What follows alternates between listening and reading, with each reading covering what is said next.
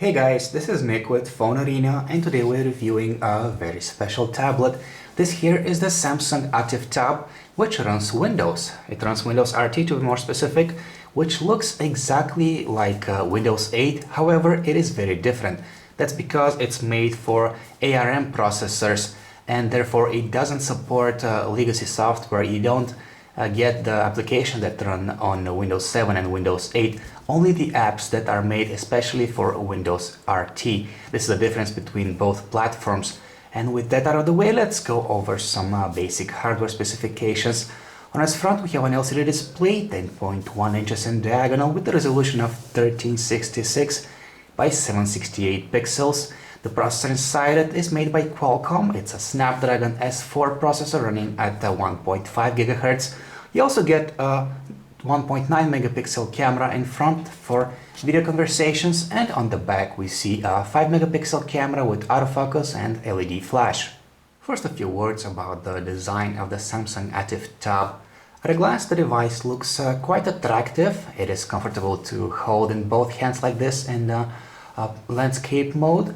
But alternatively, you can use it like this in portrait mode. The interface flips automatically. You can hold it with one hand and navigate your way around with the other.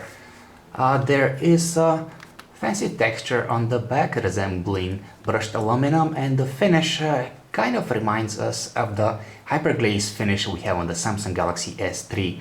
However, this is all plastic and your fingers can easily tell that it is really made out of plastic.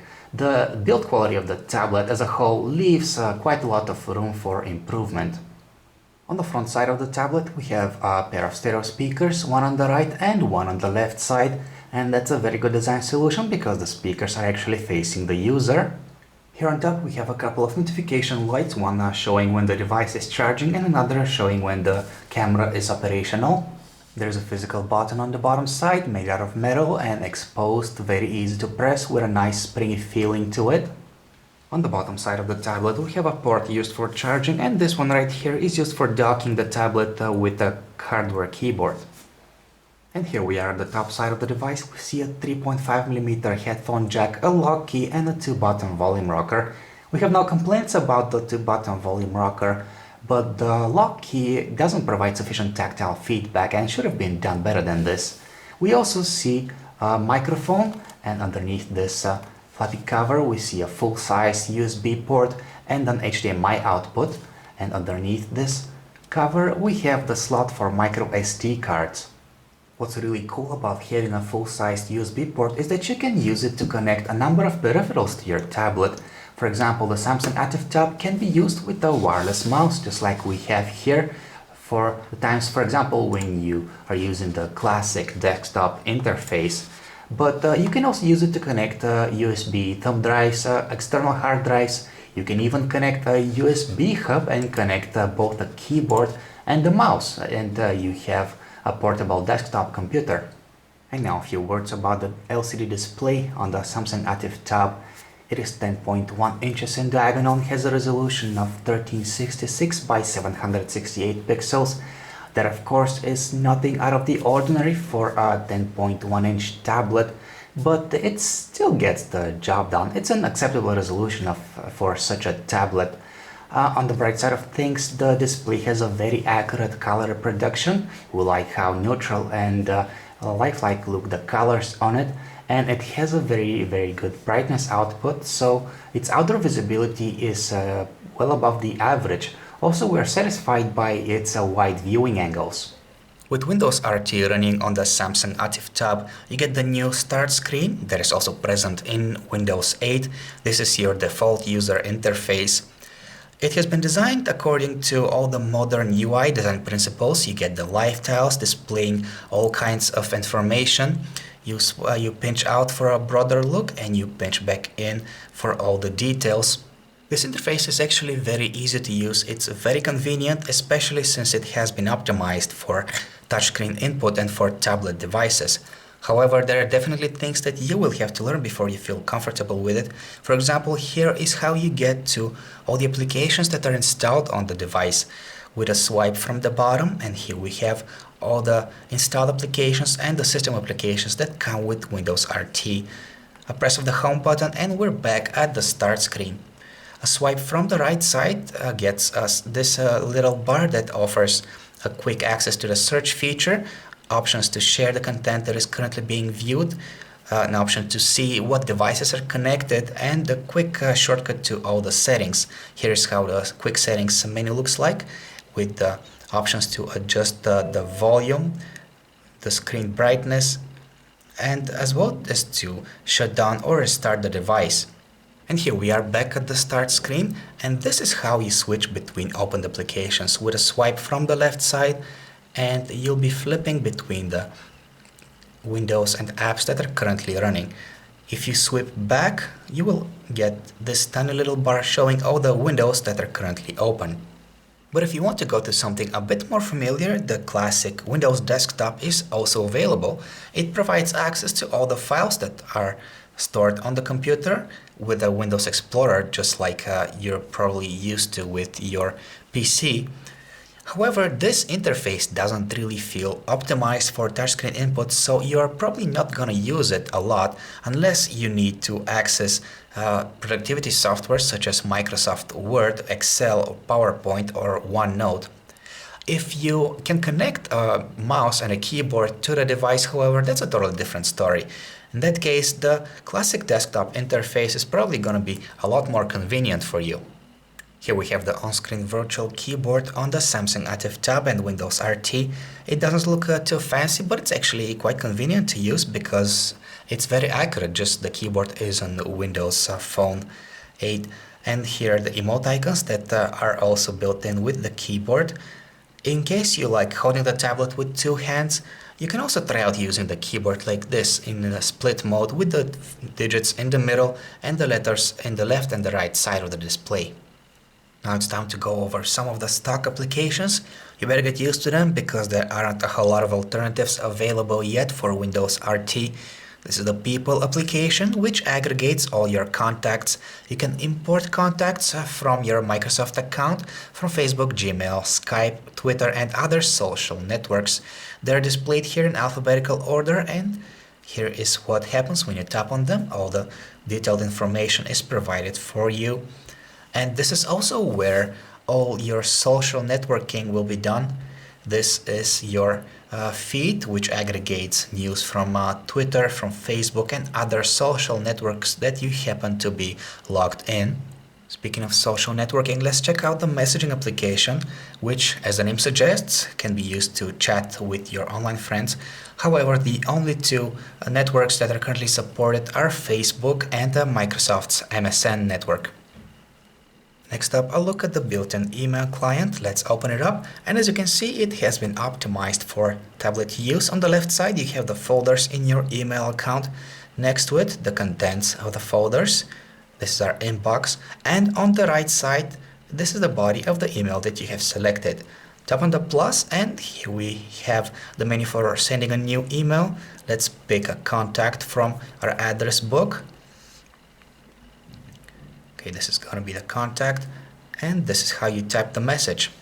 Here's what the calendar looks like. The blue items are the events that we have entered manually, but the purple ones get added automatically. These are holidays, and the green ones are birthdays of the contacts that are in your contacts list. Here we see the Bing weather application. We have to say that we are very happy with it because it displays quite a lot of useful information, and it's very pretty on top of that. And if that's not enough, the live tile for the weather application displays relevant information and updates automatically. We've said it before and we'll say it again just because it's very important to know. There aren't a whole lot of applications made for Windows RT just yet. Here we are at the store, and even though there are some popular names here, the number of quality applications is very low at the moment, especially if you're looking for something you can get for free. Same can be said for the games. For example, here we have some of the highlights in the game catalog. We have Angry Birds Space, but it's priced at $5. Fruit Ninja is priced at $5 as well, and Reckless Racing costs $10 to download. So all in all, keep in mind that the list of applications for Windows RT is still pretty short, and the number of quality applications is very low at the moment.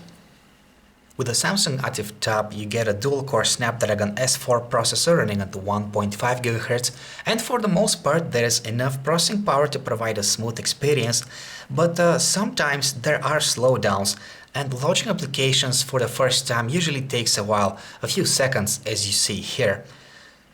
As far as memory is concerned, the tablet comes with 32 GB of native storage, but you will have only about 23 GB at your disposal because the rest of the space is occupied by the operating system. The only browser you can get with Windows RT and the Samsung ATIV Tab right now is Internet Explorer 10, which comes by default, but thankfully it gets the job done. It is smooth and responsive, and it has been optimized for touch input, so you get features like pinch to zoom, tap to zoom, and all the likes. In addition, you can have multiple tabs opened, and embedded YouTube videos are supported and are playable thanks to the HTML5 support. Here we have the camera interface in Windows RT, and yes, it is that basic. Basically, the display is your viewfinder, and tapping anywhere on the screen will take a photo. The only option that you have is to change the resolution of the photo, and the only feature is a timer. Thankfully, the photos taken with the 5-megapixel camera on the Samsung ATIV Tab look okay. Their quality is acceptable unless you're shooting macros, because details are definitely missing. Here we have the default music player that comes with the Samsung ATIV Tab. It is both a player and a music store, allowing you to purchase additional albums for your music collection. We had no troubles transferring the music to the Samsung ATIV Tab. We just copied a few albums onto a thumb drive and pasted them in the music folder on the Samsung ATIV Tab. In case the information for an album of yours happens to be missing, the application can add those automatically by pulling the information from the internet. And if you want to control the music playback when the application is in the background, you just press the 2-button volume rocker and this tiny menu pops up, allowing you to pause and to play the previous song or play the next track. In a similar fashion, the video player allows you to purchase or rent movies and TV shows. The video player will play back most of the popular video file formats all the way up to 1080p. However, 1080p video tends to skip frames, and sometimes the video gets out of sync with the audio, so we suggest sticking with 720p videos. The battery inside the Samsung ATIV Tab has a capacity of 8200 mAh, but we don't really have any official numbers as to how long it will last on a single charge. However, we got about 10 hours of continuous usage during our testing. In conclusion, the Samsung ATIV Tab is actually a pretty good tablet, and one of the reasons we enjoyed using it while testing it out is that it's different from Androids and iPads. It's an alternative, and even though the interface takes a while for the user to get used to it, to get accustomed to using it, it actually feels quite convenient once you get the hang of it. You also get some pretty decent battery life. The screen is of above average quality and the performance is quite acceptable as well. However, unless the Samsung ATIV Tab is priced below the Microsoft Surface, we don't really see it having a chance against it, mostly due to its inferior build quality. Another huge disadvantage that we have to point out, a disadvantage that is valid for all Windows RT based tablets for that matter, is that there are just not enough quality apps made for them just yet, and we don't think that problem is gonna be taken care of overnight. Thank you for watching our video review of the Samsung ATIV Tab. This is Nick, and if you'd like to check out any of our other smartphone or tablet reviews, just visit our website phonearena.com.